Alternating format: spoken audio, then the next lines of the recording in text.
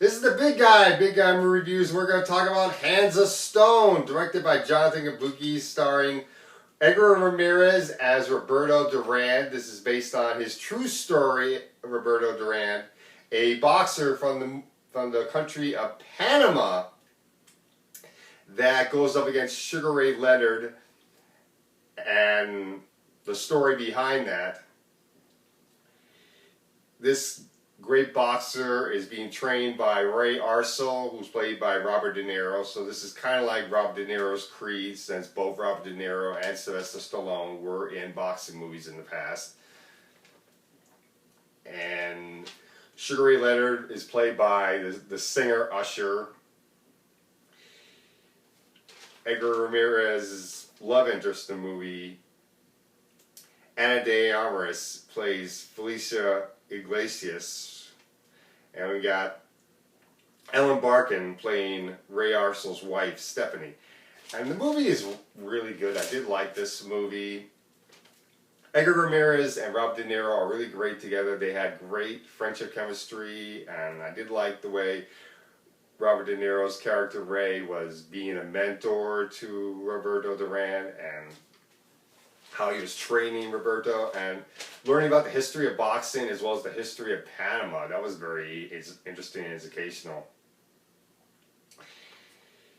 And the fights that you see in this movie are really done pretty well. I did like Usher's Sugar Ray Leonard, although he did not act very well in the movie. He's not that great of an actor.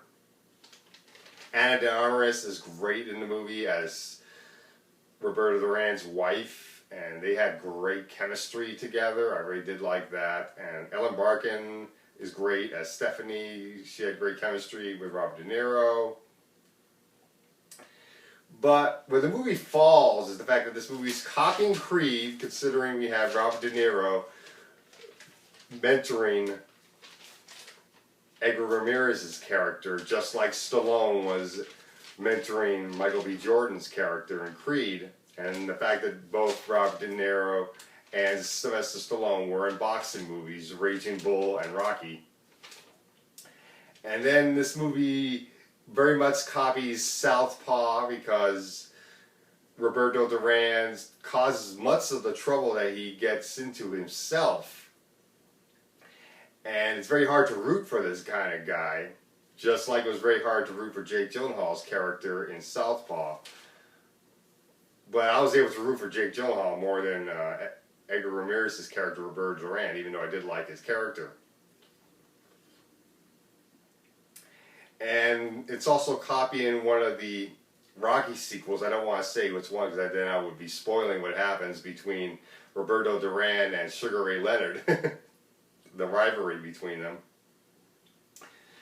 But it really felt like they were copying one of the fights that Rocky goes up against in one of his sequels. I don't want to mention which one. And it just felt like Sugar Ray was written to be like one of Rocky's rivals from his sequels, and that just felt too obvious. So, while I did like the movie, it really felt like it was copying other boxing films. And then there's the length of the film. Man, was this movie long. I was really starting to get bored at near the end of the film, and I was wondering when this movie was going to be over.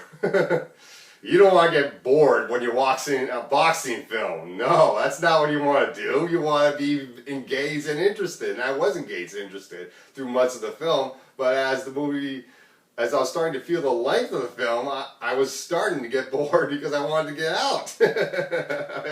I can only be engaged for so long before I have to say I gotta go. But I did like this movie. It was a very good boxing film, and performances were very good, except for maybe Usher. They probably could have gotten a different actor to play Sugar Ray, maybe. Perhaps maybe someone like Chadwick Boseman, perhaps. But he might have been a much better casting choice, although he's probably too busy with the Black Panther film. So I'm going to give this movie a B minus. It is worth checking out in the theater, or maybe you can wait for it to come out on rental or Redbox or Netflix. And that's all I gotta say for Hands of Stone.